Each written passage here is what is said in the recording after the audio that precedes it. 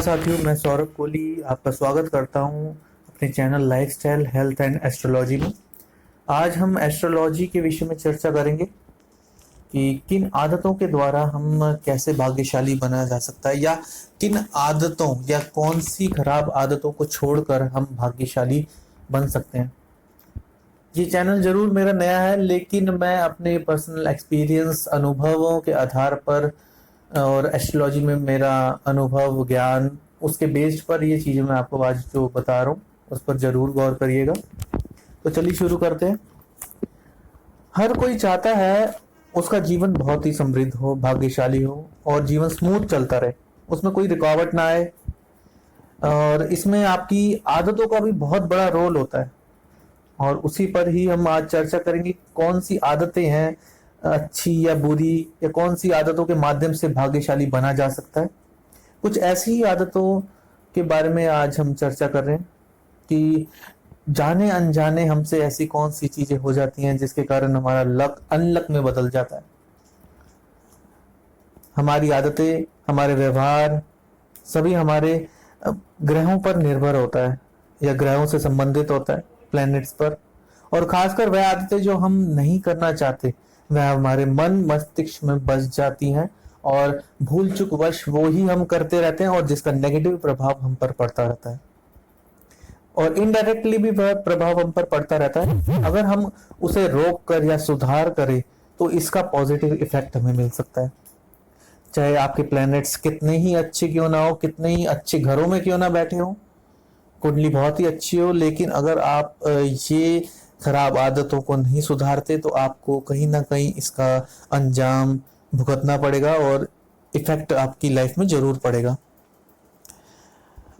आगे हम देखते हैं कि सबसे पहले हमारी चीज है कि दूसरों में कमी निकालना या दूसरों को नीचा दिखाना, दूसरों को डाउनग्रेड करना। ये हमने बहुत देखा होगा कि कुछ लोग दूसरों को बहुत डाउनग्रेड करते हैं। उससे क्या होता है कि उनकी खुद की पॉजिटिविटी खत्म होने लगती है, आप नेगेटिव होने लगते हैं, नेगेटिविटी के प्रवेश में आप आने लग जाते हैं, जिससे क्या होता है आपका जो सूर्य की पॉजिटिविटी होती है वो सकारात्मक वे में ना उठ के आप नेगेटिव वे में उभर जाती है। शनि नेगेटिव सेंस में एक्टिव हो जाता है, सूर्य नेगेटिव सेंस में एक्टिव हो जाता है। धीरे धीरे फिर लोग आपके खिलाफ हो जाते हैं।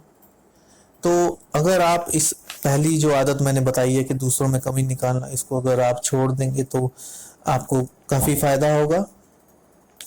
आपसे लोग भी जो सोचते होंगे कि आप उनकी कमियां निकालते रहते हैं वो भी आपसे खुश हो जाएंगे, और आपकी जो एस्ट्रोलॉजिकल रेमेडीज वो भी सही हो जाएंगी। दूसरों की चुगली करने की आदत, आपने देखा होगा कि अक्सर मेल या फीमेल गॉसिप्स करते रहते हैं, दूसरों की निंदा चुगली करते रहते हैं। तो निंदा चुगली की आदत एक हद तक होती है कि चलो भाई जस्ट एक चर्चा कर ली, लेकिन चर्चा से वो कहीं आगे अगर निकल जाए या हम उसी की चर्चा करने लग जाएं, चुगली करने लग जाए, तो उससे क्या होता है हमारा केतु वीक होने लग जाता है। केतु अर्थात हमारा जो एक ब्रांड होता है, एक स्वयं झंडा भी बोलते हैं, जो वो ब्रांड हमारा वीक होने लग जाता है। और केतु के कारण हमारे नाभि से नीचे के रोग उभरने लग जाते हैं। नाभि से नीचे के रोग हमारे बहुत से हैं, जैसे आप जानते होंगे कि रीढ़ की हड्डी के रोग, पेशाब और घुटनों के, मतलब बहुत से रोग हैं जो उभरने शुरू हो जाते हैं।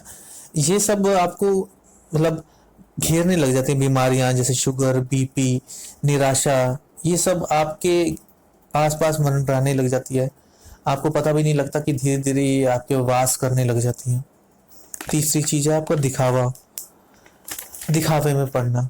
दिखावे में पड़ना मतलब आप एक नॉर्मल चीज में, सेंस में किसी के साथ वो चर्चा कर रहे हैं, दिखावा अपनी लाइफ का दिखावा कर रहे हैं, या दिखावा किसी भी चीज का हो सकता है। इसमें आजकल आप लोग जानते हैं कि सोशल मीडिया का जमाना है।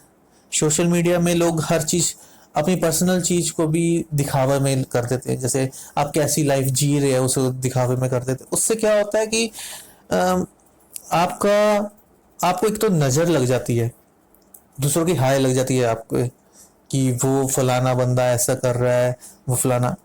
एक वर्क कर रहे हैं तो उसमें अलग एक मैटर है, लेकिन आप अपनी पर्सनल लाइफ को शेयर कर रहे हैं कि आप क्या कर रहे हैं, तो उससे एक नेगेटिव प्रभाव पड़ता है। और साथ ही साथ आपकी लग्जरी में कमी आने लगती है, यानी कि शुक्र भी वीक होने लगता है आपका।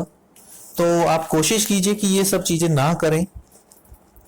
दिखावे में पड़ने से कुछ नहीं होता कि आप इसके अलावा आप कर्ज में अधिक पड़ने लग जाते हैं, आप कर्ज लेने लग जाते हैं और घर गृहस्थी में दिक्कतें आनी शुरू हो जाती हैं। इन चीजों के कारण टेंशन में पड़ जाते हैं, मन में भटकाव आ जाता है और उल्टे सीधे कामों में मन लग जाता है। अय्याशी, एक्स्ट्रा मैरिटल अफेयर्स, भोग विलास में आप फंसना शुरू हो जाते हैं, जो कि काफी नुकसानदायक है, आप समझते ही हैं।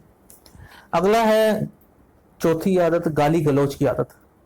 वर्तमान समय में आप देखते होंगे चारों ओर लोग बात करते कम है, गाली ज्यादा देते हैं। उनको तो ये उस समय महसूस नहीं होता और वो अपना एक ट्रेंड भी बना लेते हैं कि जब तक वो गाली ना दे तो उनकी बात हजम नहीं होती। और उनके फ्रेंड्स भी ऐसी आदत बना लेते हैं कि जब तक वो गाली ना दे तो उसकी बात उससे भी अच्छी नहीं लगती। लेकिन अगर हम रियल सेंस में देखें तो ये बात गलत है। हर बात में गाली निकालना, बार बार गाली देना, ये आदत बहुत ही खराब है और एक कॉमन सी बनती जा रही है आजकल। ऐसा कभी कभार हो तो बात समझ में आती है, लेकिन रेगुलर वे से अगर आप इस गलत आदत का प्रयोग करते तो आपका जो शनि प्लेनेट है, शनि ग्रह है, वो आपका खराब होने लग जाता है। जीवन में रुकावट, बनते काम अचानक से बिगड़ जाना, यानी कि 99% आपके काम बन रहा होता है और एकदम अचानक बिगड़ जाए। बेफजूल के खर्चे बढ़ जाना, लोगों से अनबन होना, आपके अच्छे संबंध खराब हो जाना, घरेलू सुख में कमी आने लगती है, जिसका असर इस प्रकार धीरे धीरे पड़ता है कि आपको पता ही नहीं चलता। तो खासकर जो व्यक्ति गाली गलौज की आदतें रखते हैं वो गाली गलौज की आदतें छोड़ें। अगला है हमारा बात बात में हाय की आदत का होना। खासकर हमारे घर की औरतें, जैसे हाय ये हो गया, हाय राम क्या हो गया, हाय, ये उन्हें धीरे धीरे डिप्रेशन की ओर लेके जाता है। उससे मानसिक तनाव की शिकार होने लग जाती है वो, घर में दिक्कतें आने लग जाती हैं, घर में लक्ष्मी जी उनसे रूठ जाती हैं, आमदनी के स्रोत कम होते जाते हैं, नुकसान होने लग जाता है। तो जो भी आपकी नजर में हो उनको ये बात समझाएं कि इस तरह की आदतें ना रखें। अगली हमारी बात है कि दूसरों को दुख देने की आदत। आप देखते हैं कि जाने अनजाने में तो चलो हम किसी को दुख दे देते हैं, बाद में पछतावा कर लेते हैं तो भगवान भी हमें माफ कर देता है। लेकिन अगर जानबूझ के दुख दिया, जानबूझ के किसी को सताया, चाहे कोई भी हो, तो भगवान हमसे उसका बदला जरूर ले लेता है। और खासकर आप देखिए कि आपके मेड्स है, आपके वर्कर्स है, आपके अगर फैक्ट्री है उसमें वर्कर्स होते हैं, आप उन्हें टाइम पे नहीं देते, सताते हैं। आप मेड को जानबूझ के जब वो वर्क कर रहे होते, काम कर रहे होते, तो जानबूझ के उसे नीचा दिखाने के लिए ये करवाते हैं और पेमेंट टाइम पर नहीं देते और मतलब उनसे उलझते हैं।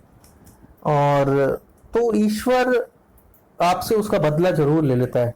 वो तो आपसे बदला ले ना ले, लेकिन ईश्वर आपसे उसका बदला जरूर ले लेता है और आपकी जीवन संघर्ष में होने लग जाता है। लंबी बीमारियां आपको घेर लेती हैं, कोर्ट केसेस जैसी सजाएं, ये सब चीजें चालू हो जाती है। तो आप खासकर ध्यान रखें कि इन चीजों में ना पड़ें और इन आदतों को सुधारें।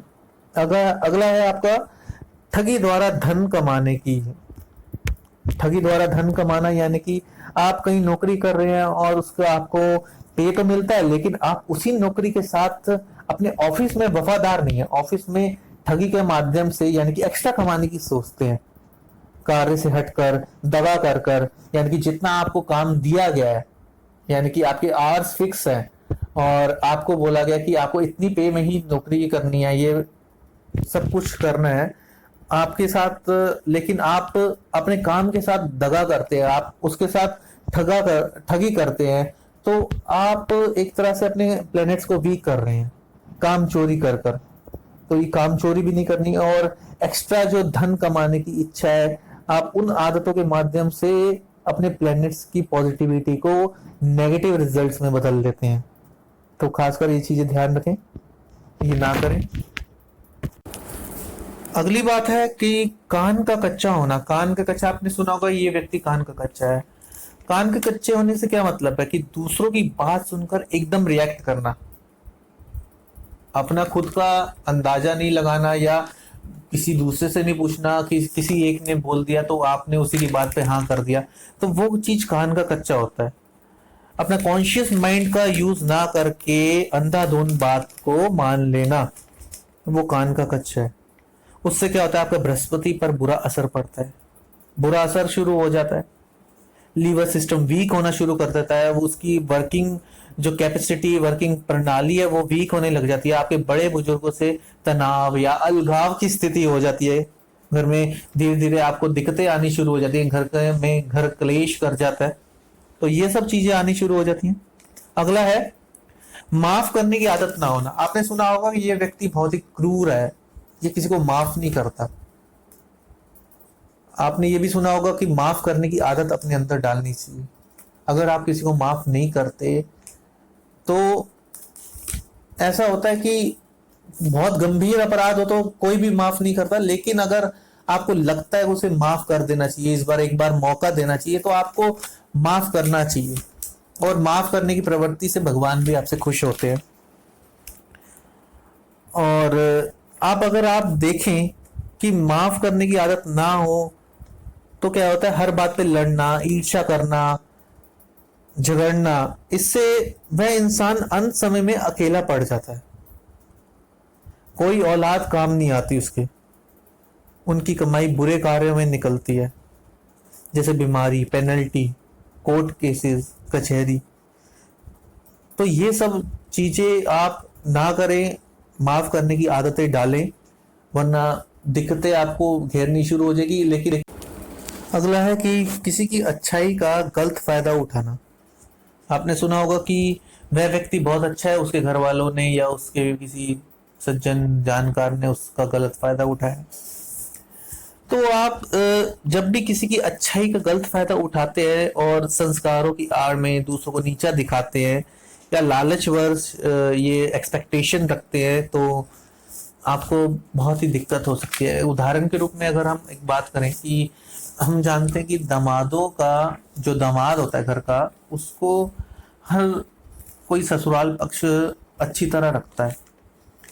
अब अगर वो ससुराल के घर में कोई फंक्शन है तो वहां पर वो ये सोचे कि ये मेरी आओ हजूरी यानी कि जी भगत करते रहे, और उस व्यक्ति के कारण उन ससुराल पक्ष वालों को दिक्कतों का सामना करना पड़े, उनका जो फंक्शन है वो खराब हो जाए, तो उससे क्या होगा, उस समय तो वो उसकी जी भगत आओ हजूरी कर देंगे, लेकिन उनकी जो आत्मा है वो दुखी होगी।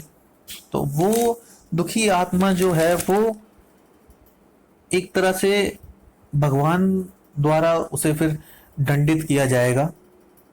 या हम देखें कि कोई बेटी है, वो सिर्फ अपने घर वालों से लेना लेना जानती है या अपने घर वालों का घर उजाड़ना जानती है, तो उससे क्या होता है कि किसी सास का अच्छाई का फायदा उठाती है, तो ये भी नुकसान है। तो ये सब बातें जो है, जो मैंने बताई आपको, कि काफी नेगेटिव सेंस में आपके जीवन में प्रभाव डालती हैं। अगर आप इन सब आदतों को धीरे धीरे छोड़ना शुरू करते, ध्यान में रखें, क्योंकि छोड़ना इन्हें मुश्किल है, आप धीरे धीरे ध्यान में रखें, छोड़ना शुरू कर दें, तो मैं जरूर बोलता हूं कि आपके जीवन में से जो नेगेटिविटी है वो धीरे धीरे कम होने लगेगी, पॉजिटिविटी का वास होने लगेगा, और आप देखेंगे कि एक आपको खुद में अंदर से अच्छा लगेगा। इसी तरह मैं अपनी वाणी को विराम देता हूं, और आगे नेक्स्ट वीडियो के लिए आप ज़रूर इस चैनल को लाइक, शेयर और सब्सक्राइब जरूर कीजिए। Thank you.